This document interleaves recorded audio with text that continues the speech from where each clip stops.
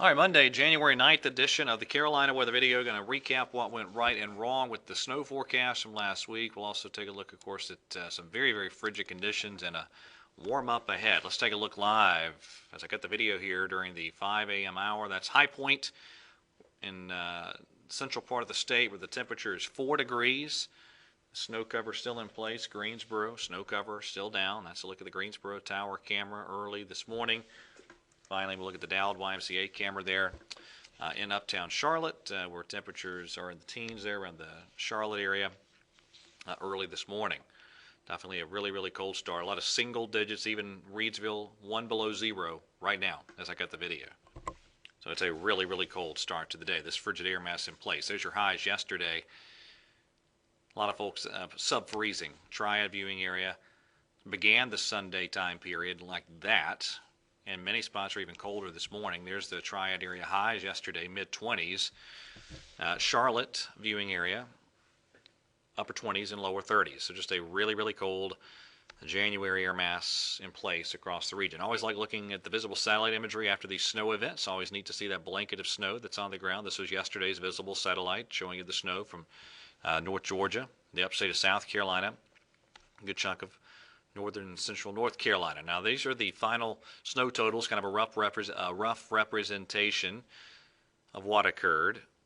Here's a nice map compiled by the Weather Service offices. All right, so let me kind of show you.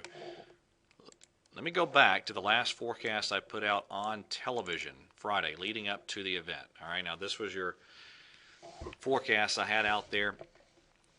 And I'll say this. Overall, for most of the real estate, it wasn't a bad forecast, but it busted badly right around the Charlotte metro up toward Raleigh in this corridor, right on the southern fringe of this heavier snow area I had. And the reason was you had a layer of warm air aloft, about 5,000 feet or so, that I knew would be there, but I thought it would be further southeast than it was. I figured that freezing line aloft would be set up right about there. Instead, it's set up right about here. Okay, and that's why you wound up with those snow totals. So let me show you again those actual accumulation numbers from the Weather Service. So that idea of a big swath of 6 to 10 inches of snow, that was not a bad forecast idea. Some folks even exceeded that. It was just the southern edge was further northwest than I thought it would be, and that greatly impacted places like Charlotte and Raleigh. And so that made the forecast be not very good, certainly for those major metropolitan areas. But for the Triad, the forecast was quite good, and for much of the foothills, forecast was pretty good as well. Toward the upper end of that 4 to 8 inch range I had, but in there, not bad at all in those areas. Now let me show you a couple of the models leading up to this event. This is the regional Canadian model, which typically is a pretty reliable model in winter weather situations. This is from the 12Z run on Friday. And it had that freezing line aloft overnight. This is about at 4 o'clock Saturday morning, setting up southeast of Charlotte and southeast of Raleigh. Now, I'm going to give credit here to the North American model, the high-resolution NAM. It sniffed this out. It had that freezing line running near and just northwest of Charlotte to Raleigh in the last couple of runs leading up to this event. I thought it was a little bit overdone. A lot of times this model is a little bit too warm and a little bit over-amplified with these systems, and so I thought the cooler setup that you saw basically every single other model was going to verify. And I did not buy the NAM with this further northwest placement. Obviously, I should have, in retrospect, and I will give this model more weight moving forward. But that's kind of the deal. That's how it panned out for us.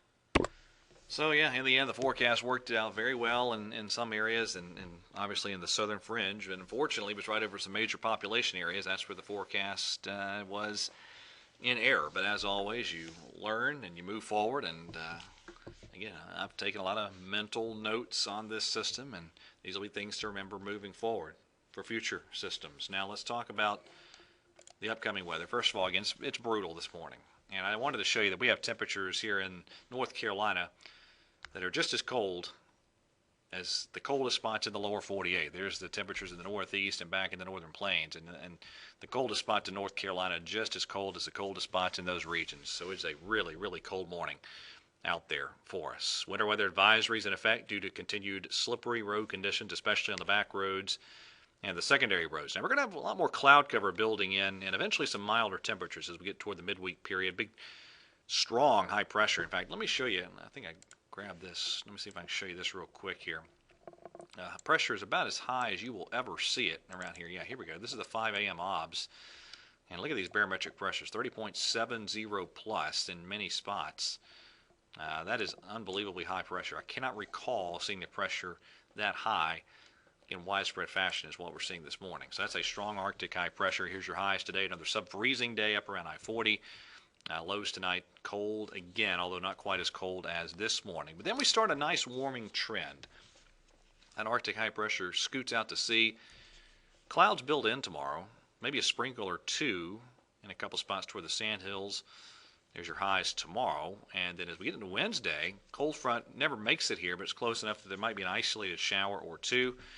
Wednesday's highs look like that, and then even milder for Thursday. Notice the 70s creeping in, and it could be a lot of us that clip 70 on Friday afternoon. Before I wrap up the video, there's the Appalachian Ski Mountain web camera. Just fantastic ski conditions at all the resorts. 13 degrees there in Blowing Rock. Appalachian 100% open. And you see a lot of packed and powder rather and groomed conditions across the other ski resort areas. So great stuff. All right, that is it for the latest edition of the Carolina Weather Video. Everybody bundle up, stay warm, have a great day, and God bless.